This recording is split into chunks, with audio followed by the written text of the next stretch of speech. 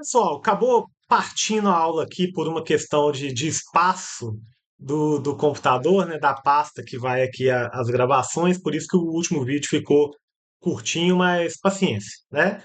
Paciência aí. A gente estava, né? Eu até estava falando, já estava aqui avançando, eu não vi que parou, mas enfim, faz parte. Na 22, a gente estava falando das atribuições do CONAMA e eu falei que eu ia abrir a lei, né? Porque está lá no artigo 8º. Vale a pena que vocês deem uma lidinha, né? Mas só de curiosidade, né? Estabelecer normas e critérios para o licenciamento de atividades efetiva ou potencialmente poluidoras. Determinar quando julgar necessário realização de estudo de alternativas e das possíveis consequências ambientais de projetos públicos ou privados. Tem que dar uma lidinha, tá, gente? Tem que dar uma lidinha no 8º, principalmente para você aí. Para minha matéria é fácil, que afinal você vai poder consultar a lei. Mas você que quer concurso, tem que dar uma lidinha nesses artigos. O 23, a 23 vai falar de objetivos e princípios, né, da política nacional do meio ambiente. No artigo 2º, né, estão os princípios, sendo um exemplo aqui, racionalização do uso do solo, do subsolo, da água e do ar, proteção dos ecossistemas com a preservação de áreas representativas, controle e zoneamento das atividades potencial ou efetivamente poluidoras. E o artigo 4º, os objetivos, né, da política nacional do meio ambiente, sendo um exemplo óbvio do desenvolvimento sustentável, que é a compatibilização do desenvolvimento econômico e social com a preservação da qualidade do meio ambiente e do equilíbrio ecológico. Vocês vão dar a lidinha lá, né? Dá a lidinha lá para mim. Instrumentos dessa política nacional, artigo 9º da Lei 6938. Aí tem vários, tá, gente? Que, ó, zoneamento ambiental, estabelecimento de padrões de qualidade ambiental, avaliação de impactos ambientais, licenciamento. E dentre esses, eu optei, né, por destacar alguns com vocês, que eu acho que vale a pena, né? Que é o licenciamento ambiental, e aqui do licenciamento ambiental eu destaco que tem lei fresquinha, de 8 de agosto de 2025, que é a Lei 15.190. Tá até na vacatio legis ainda, ela nem tá produzindo efeitos ainda, né? Mas já existe aí, é uma lei que principalmente a galera do concurso público vai ter que dar uma lida. Mas quando eu falo de licenciamento ambiental, eu estou falando, pessoal, de um procedimento administrativo que vai autorizar ou não atividades e empreendimentos que sejam aí utilizadores de recursos ambientais, efetiva ou potencialmente poluidores ou capazes aí de causar uma degradação ambiental. Decorre do poder de polícia. Vocês lembram lá do administrativo, né, do poder de polícia administrativo, né? Não estou falando lá da polícia PM, né? Falando aqui do poder de polícia da administração pública, é um exemplo aí que a gente tem, né? Como regra, né? Só a título de curiosidade. Três licenças: licença prévia, licença de instalação e licença de operação. A licença prévia é para aprovar, né, a localização, início do empreendimento. Licença de instalação, vai autorizar a instalação do empreendimento, e a de operação é que finalmente autoriza o funcionamento da atividade, da obra ou do empreendimento, lá que vocês entenderem. Beleza. Avaliação de impacto ambiental, a gente tem que lembrar que a avaliação de impacto ambiental é um gênero, e aqui dentro a gente tem que destacar o estudo prévio de impacto ambiental, que é o EIA, né? EIA e PIA, estudo prévio de impacto ambiental. Somente é exigido nos casos de atividade consideradas potencialmente causadora de significativa degradação ambiental. Quem define isso? Resolução do CONAMA. A título de curiosidade, é a resolução número 1 de 86. E a gente tem também o relatório de impacto ambiental. Só que esse relatório de impacto ambiental, ele é para ter uma linguagem acessível. Vai ter mapas, desenhos, gráficos, né? Enquanto o estudo prévio de impacto ambiental é extremamente técnico, o objetivo do RIMA, né, do relatório de impacto ambiental, é ter uma linguagem acessível para a população conseguir até controlar. Além disso, temos, né, o CNIMA, Sistema Nacional de Informações sobre Meio Ambiente, Cadastro Técnico Federal, né, que é para aqueles, né, que fazer o registro aí de quem atua com atividades e instrumentos de defesa ambiental, né, ou que sejam potencialmente poluidores ou utilizadores de recursos ambientais, e o zoneamento ambiental. Zoneamento ambiental é para planejar o uso aí do solo e regular a exploração de recursos naturais. Ótimo, né? Então essa matéria aí vocês já dominavam, né? Já dominava. Agora a gente vai para uma matéria um pouquinho mais nova, que é da responsabilidade por ilícitos ambientais. A primeira coisa, três esferas de responsabilização ambiental previstas no ordenamento jurídico. A gente tem aqui a tripla responsabilidade: esfera penal, esfera administrativa e esfera civil. Você, por um mesmo fato, pode responder nas três esferas. Não tem bis in idem. Né? Não tem bis in idem, porque tem a independência das instâncias. Independência das instâncias. Mas só para dar exemplo aí de cada um, né?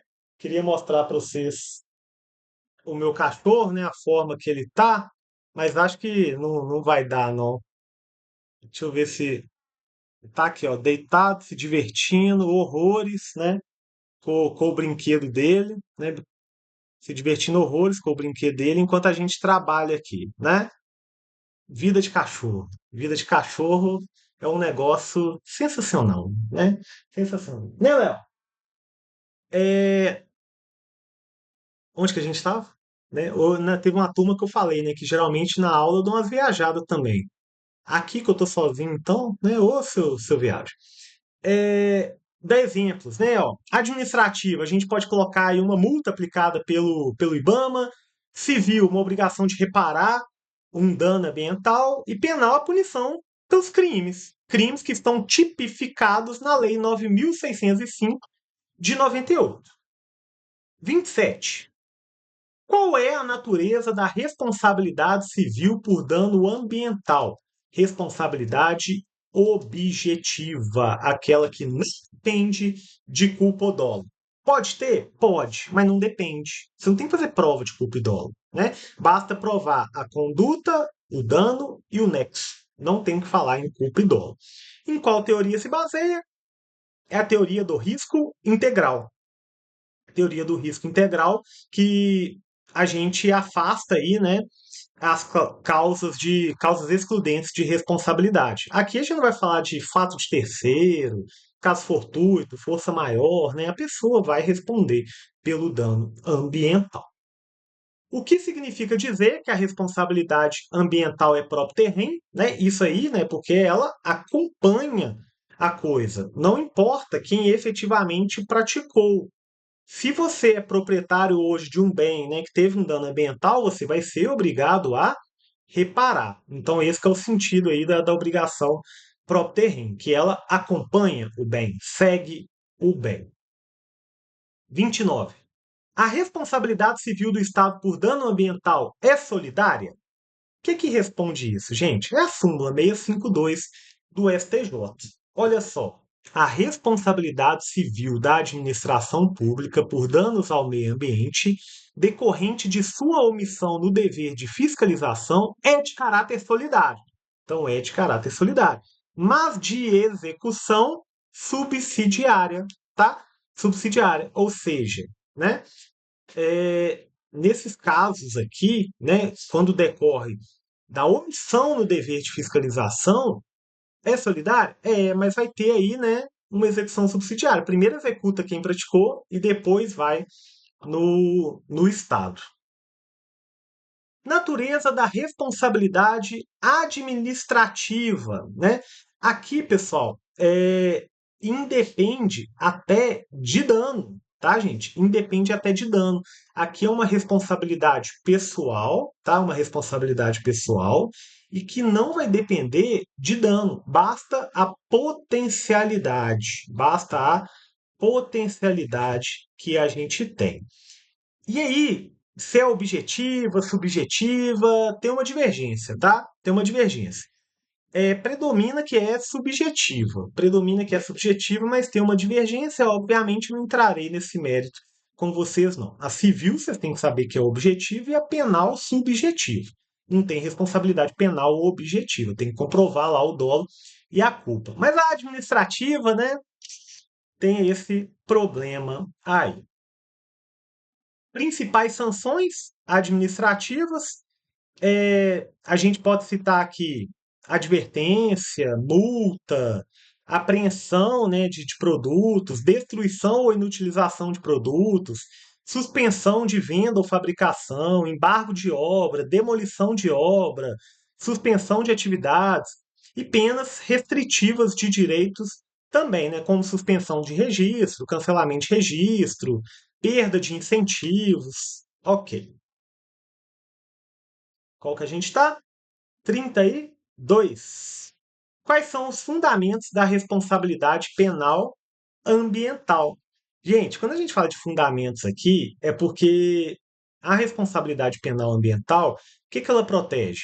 Fauna, flora, é, o meio ambiente em si, né? Tem crimes de poluição, o ordenamento urbano e patrimônio cultural, a administração ambiental, são os fundamentos aí que vão ensejar os crimes ambientais. É possível responsabilizar a pessoa jurídica por crime ambiental, mesmo sem identificar a pessoa física responsável? Sim, tá? Sim, a responsabilidade penal da pessoa jurídica é independente da persecução da pessoa física. Não tem que ter uma dupla imputação, tá? Não tem que ter uma dupla imputação. Ótimo. Teve um aspecto aqui que eu não coloquei, né? Mas que eu vou premiar quem está vendo a aula aqui, né? Premiar quem está vendo a aula aqui. É possível desconsideração da personalidade jurídica em matéria ambiental?